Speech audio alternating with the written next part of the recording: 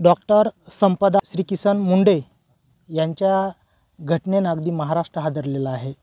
कारण या ठिकाणी महाराष्ट्रामध्ये प्रत्येकाच्या घरची लेक या ठिकाणी लेकीवर अन्याय झालेला आहे। लेकीला या ठिकाणी त्यांची हत्या की आत्महत्या आणखी स्पष्ट झालेलं नाही। यातच या ठिकाणी त्यांचं जे मूळ गाव आहे वडवणी तालुक्यातील कौडगाव या ठिकाणी सुशीलाताई मोराळे देखील यांनी कुटुंबियांची भेट केलेली आहे, त्यांना सांत्वनपर भेट झालेली आहे। ताई काय सांगाल या ठिकाणी? खरोखरच ही गोष्ट, ही जी घटना आहे या ठिकाणी मन हेलावणारी आहे, हृदय हेलावणारी ही घटना आहे। नाही, संपदा मुंडेची ही जी घटना घडलेली आहे याने तुम्ही म्हणालात की महाराष्ट्र हादरलेला आहे, मी त्याला दुरुस्त करते आणि असं सांगते की महाराष्ट्र नाही, माणुसकी हादरलेली आहे। माणुसकीच्या दृष्टीनं काळिमा फासणारी ही घटना आहे। खरं म्हणजे अतिशय तरुण मुलगी, जीवनाचं स्वप्न बघणारी, आणि तिला या पद्धतीनं व्यवस्थेनं छळावं म्हणजे ही व्यवस्था किती कुणाकुणाला छळते। ह्याच्यामध्ये पोलीस प्रशासन, ह्याच्यामध्ये आरोग्य प्रशासन, ह्याच्यामध्ये राजकीय नेते मंडळींचा हस्तक्षेप आहे। ह्या सगळ्यांनी मिळून संपदाला आत्महत्येला प्रवृत्त केलेलं आहे असा आमचा स्पष्ट आरोप आहे या अनुषंगानं।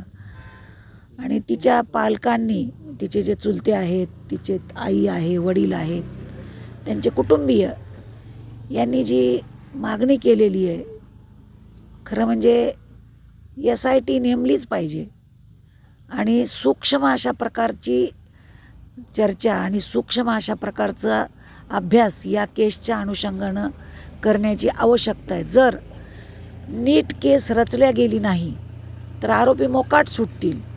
म्हणून पोलीस प्रशासनाला आमची अशी विनंती आहे की आरोपी कोण हे बघू नका, हैवान झालेले आरोपी त्यांना तुम्ही क्षमापण देऊ नका, त्यांना तुम्ही या पद्धतीनं मदत करू नका।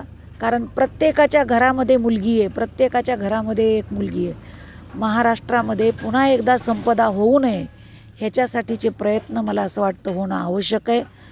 खरं म्हणजे परवा मुख्यमंत्री महोदय बोलले की ती दुर्दैवी घटना, ही क्लीन चिट देण्याचा प्रयत्न त्यांच्याकडून होतो आहे आरोपींना, आणि सगळे आरोपी स्टेजवर होते, कार्यक्रमामध्ये हजर, म्हणजे राजकीय आरोपी होते, पोलीस खात्यातील आरोपी होते, प्रशासनातील आरोपी त्यांच्या स्टेजवर होते, आणि मुख्यमंत्री त्यांना क्लीन चिट देत आहेत। मला असं वाटतं की मुख्यमंत्र्याला सुद्धा एक मुलगी आहे, त्यांनासुद्धा मुलीचं दुःख काय असतं हे जर बाप असून बी कळलं नसेल। खरं म्हणजे ही घटनाच अतिशय अवघड घटना घडलेली आहे। म्हणून मला असं वाटतं की स्वप्न बघणारी, PGचं स्वप्न बघणारी मुलगी, धाडशी मुलगी, 80 PM रिपोर्ट तयार करणारी मुलगी अशा पद्धतीनं आत्महत्या करू शकते ह्याच्यावरच आमचा विश्वास नाही आहे।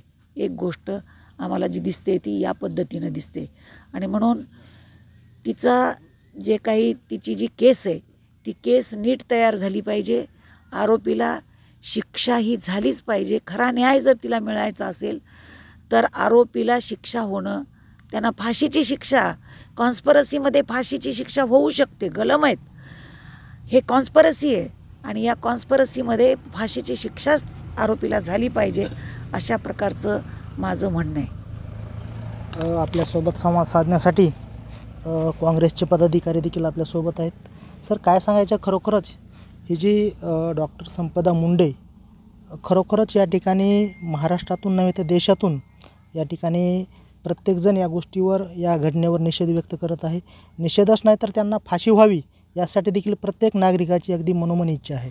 डॉक्टर संपदा मुंडे यांचा हा बळी हा या लोकशाहीतील असणाऱ्या भ्रष्टाचारी व्यवस्थेचा बळी ठरलेला आहे। जी नवीन तरुण मुलं जी उच्च शिक्षित होऊन या देशाचा एक चांगला नागरिक बनावं, ही व्यवस्था सुधारावी म्हणून जे आपल्या उराशी स्वप्न बाळगलेली जी मुलं आहेत, आज ती उच्च शिक्षित होऊन जर त्यांना या पद्धतीची घटना त्यांच्याबरोबर घडते, ज्या परिवाराने आपण अशिक्षित असताना आपली मुलं ही शिक्षित झाली पाहिजेत म्हणून ज्या मुलीला एक ऊसतोड कामगार असणाऱ्या पालकाने तिला डॉक्टर बनवलं, वैद्यकीय अधिकारी बनवलं, आणि त्या वैद्यकीय अधिकाऱ्याला आज भ्रष्टाचाराच्या माध्यमातून तिला खोटे नाटे रिपोर्ट सादर करावेत, फिट माणसाला अनफिट म्हणून द्या, अनफिट माणसाला फिट म्हणून द्या, PM रिपोर्ट बदलावा, तिचा मानसिक आणि शारीरिक छळ ज्या पद्धतीने या व्यवस्थेने केला आणि एक आमच्या बीड जिल्ह्याची आमची बहीण, एक छोटीशी कन्या, ही जी घटना ही तिचा आत्महत्या नसून तो खून आहे आणि या खुनाच्या पाठीमागे जे कुणी जबाबदार आहेत त्याच्या सखोल असा तपास हा झाला पाहिजे। त्यासाठी SITची स्थापना करून त्यामध्ये महिला अधिकाऱ्यांचा समावेश करून तिला न्याय मिळवून देण्यासाठी हे कुटुंब एक राज्य शासनाकडं मागणी मागतंय।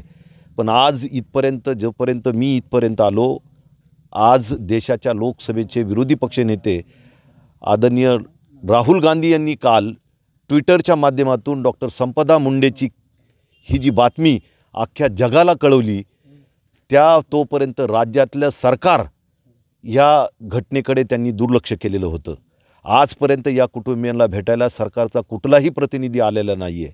नव्हे तर ज्या पद्धतीनं मी काल दुःखद अशी घटना एवढी घडलेली असतानासुद्धा राज्याचा मुख्यमंत्री, गृहमंत्री, ज्यांना मी म्हणेल की क्लीन चीटर मुख्यमंत्री, त्यांनी आरोपींच्या समवेत कार्यक्रम घेऊन माध्यमांच्या समवेत त्यांनी तिथलच्या असणाऱ्या त्यांना दोषमुक्त ठरवले।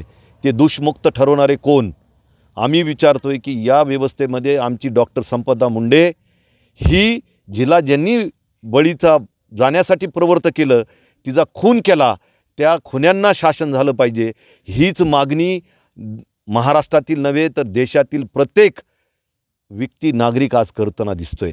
आणि मला आपल्या माध्यमातून एक सांगता येईल की हे कुटुंब यांच्या असणाऱ्या वेदना, तिचा असणारा भाऊ, तिचा असणारा चुलता, तिचा असणारा वडील, आई, यांच्यातल्या डोळ्यातलं दुःख या सरकारला का दिसत नाही हा प्रश्न मलाही मांडतोय। मी एका कन्येचा पालक आहे, माझी मुलगी आज डॉक्टर आहे, माझी मुलगी आज अशा कित्येक संपदा या व्यवस्थेला घडवायच्यात। हा प्रश्न आज आम्ही सर्वसामान्य माणसं म्हणून विचारत असताना मी सरकारला एकच सांगेल, सरकार म्हणून तुम्ही जागे व्हा, तुमच्या संवेदना जागे करा आणि या कुटुंबियाच्या पाठीमागं तुम्ही भरा आणि या राज्यातली दुसरी संपदा तयार होऊ नये यासाठी तुम्ही प्रयत्न करा। एवढीच माझी या माध्यमातून तुमच्यासमोर मागणी राहील।